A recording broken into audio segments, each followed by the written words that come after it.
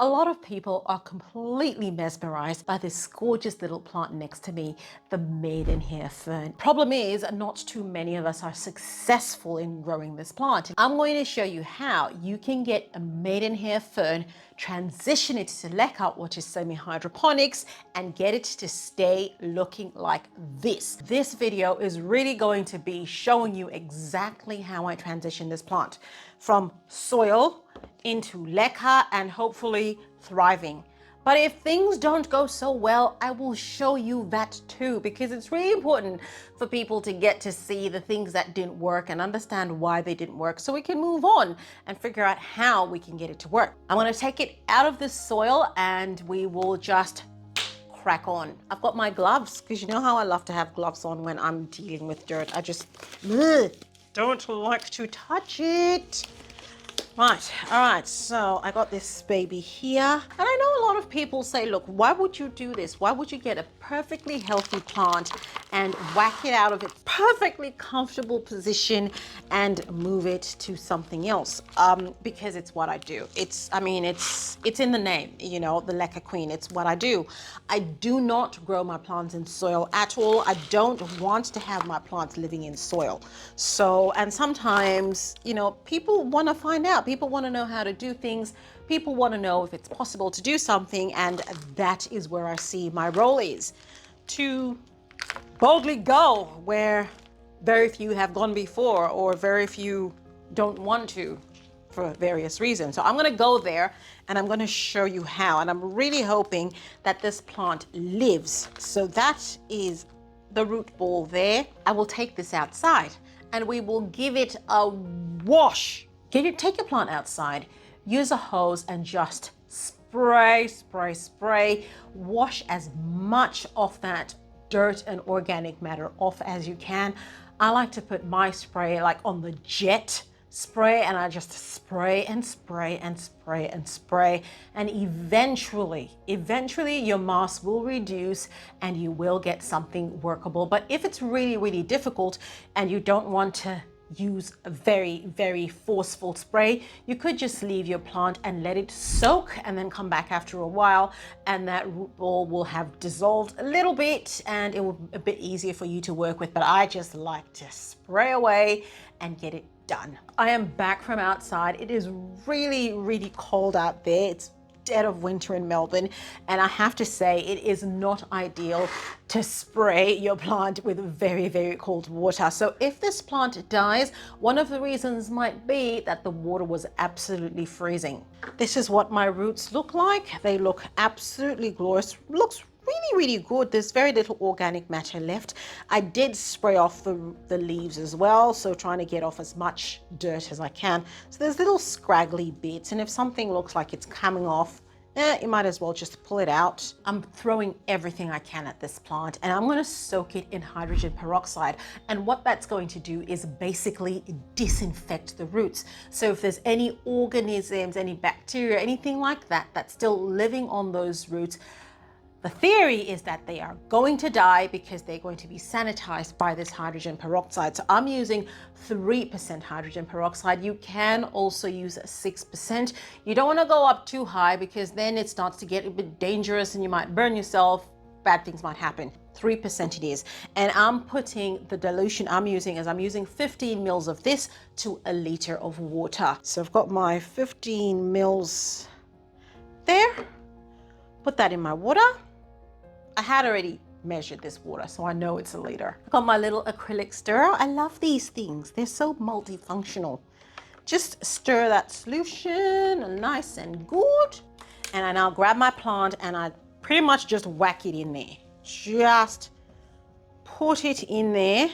That is my plant soaking in my hydrogen peroxide. So I'm gonna let that soak.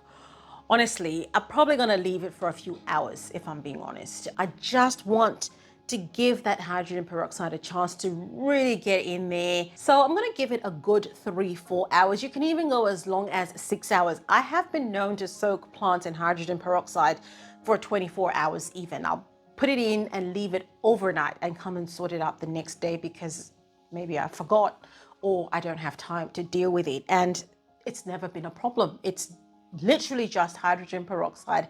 And if your dilution is not too high, your plant will survive. So I will see you then. It's been 3 days since I put this plant in hydrogen peroxide solution. I think she's looking pretty good for someone who's been pretty neglected for a long time. I've been pretty busy, life happened, and here we are. The hydrogen peroxide is no longer producing bubbles, so I'm guessing that's all gone now. And I'm literally just dealing with water at this stage. But my roots are looking absolutely beautiful. Those are roots there. And what's good about having taken so long to actually move this plant from the solution is that I can do this, just further get rid of any roots that are not viable. So you can see there's some roots that are coming off there, and that is okay because they were probably going to slough off anyway, so they're gone. And that is what I'm working with in the root department. So what I will do at this stage is just try and find if there are any just dry bits, you know, bits of the plant that are already suffering a little bit, as it were, and I'll just pull those off just so the plant can completely redirect its energies to making new roots and new shoots. So anybody that's looking a bit sus is gone, but I think this baby is looking pretty good. This next stage is pretty crucial. I have a pot here and it doesn't have a hole in it. That's a nice cash pot, and I'll put my plant in that. And in that pot, I'm going to put my Clonix clone solution. So this solution contains Clonix clone solution, silica, and root zone. So I'm gonna fill that up as much as I can right to the top. So that is filled up. And as you can see, it's right there. Now I've got another step that I'm going to do with this particular plant, because remember I said I want to throw everything and the kitchen sink at it. So I'm going to put an Airstone in this solution. That here is my simple Airstone. This is an Infinity Aqua one. It's just a really simple one. And that's got that tubing coming from the Airstone. It's got that little one-way valve there, so you don't have the liquid going over back to the air pump. And I've got my little Airstone there. So I'm gonna put this little Airstone in my solution, and the bubbling has started. It is bubbling away, and that solution is being aerated by that Airstone. And I'm gonna keep this plant in this solution for, I don't know, maybe a few days. I don't know. I've never done this before, so I'm just kind of making stuff up as I go along. I'll see how I go. I'm just trying to gently take the plant out of its soil medium and get it used to living someplace else. This is really a case of babying the roots, trying to coax the plant to not give up on me. I'm really apologizing in the best way I can. I'm giving it access to nutrition through the CCS. I am giving the roots love with my root zone, and that silica is just going to make that plant more resilient.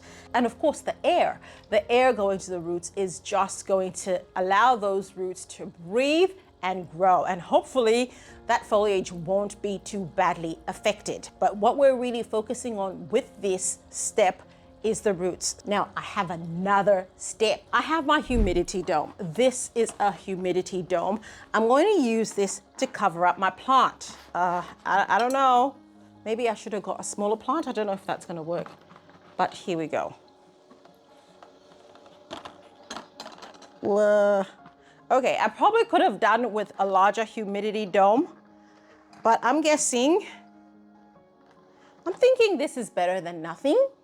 So I close off my humidity dome, and I am now making sure that this plant is humid, roots are sorted, and I'm going to put it on a heat mat. Actually, after all this is done, I'm going to put it on my heat mat. It's going to have lots of light, and we'll see how it responds.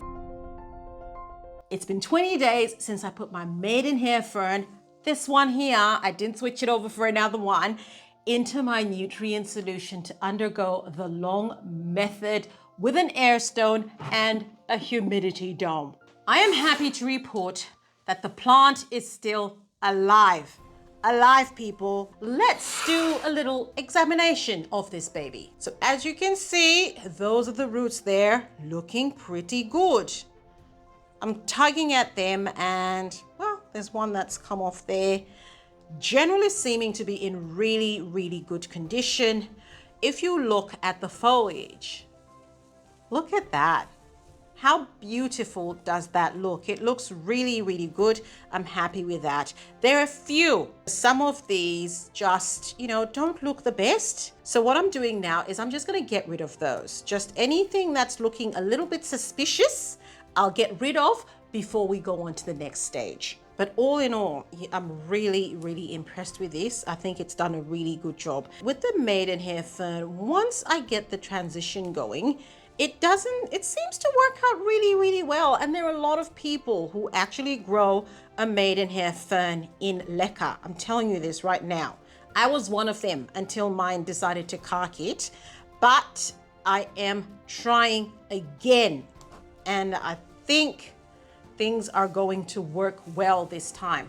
So this is what I am now working with. That's how much I've pulled off there, not too much, which I think is an acceptable loss. Plonk that back in the solution, and we're now gonna put this baby up in Leca. This baby is going into my very, very special Italian Leca. Now, I know a lot of people ask me about this Italian Leca that I speak of so much.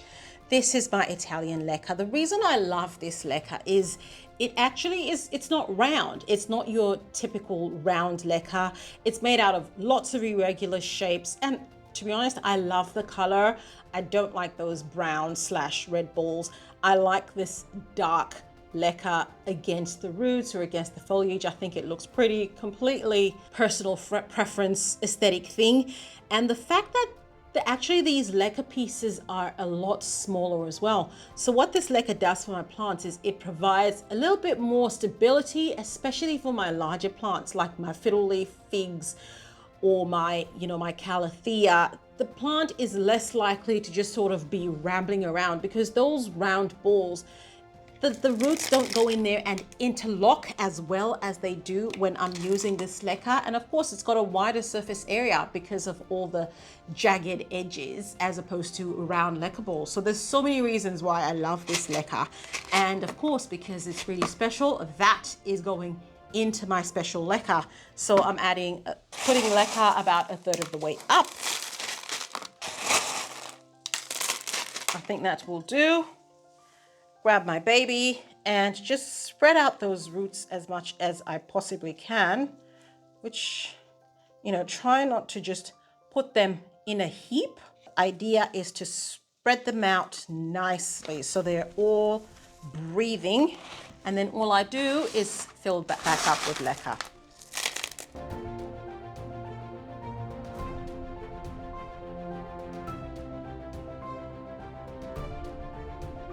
That is her. That is my Maidenhair Fern, transitioned from soil to Leca.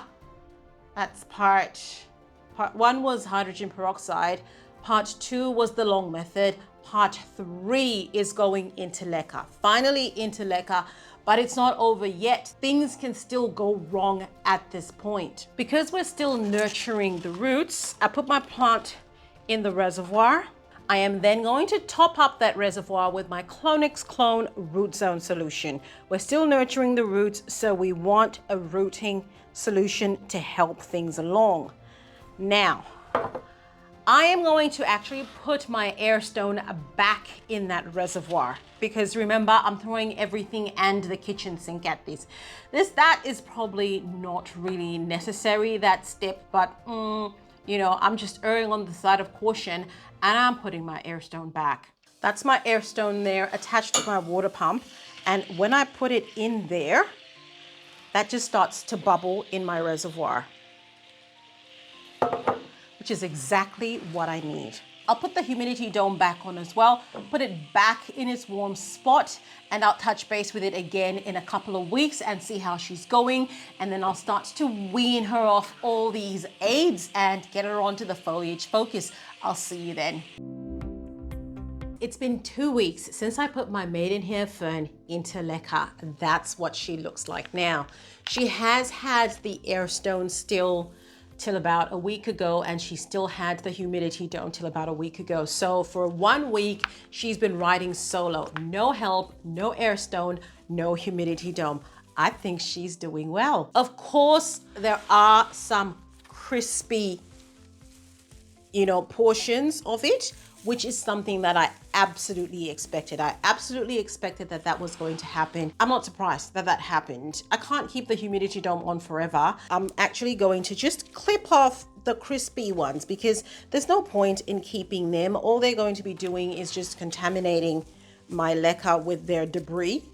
I'll just cut those off.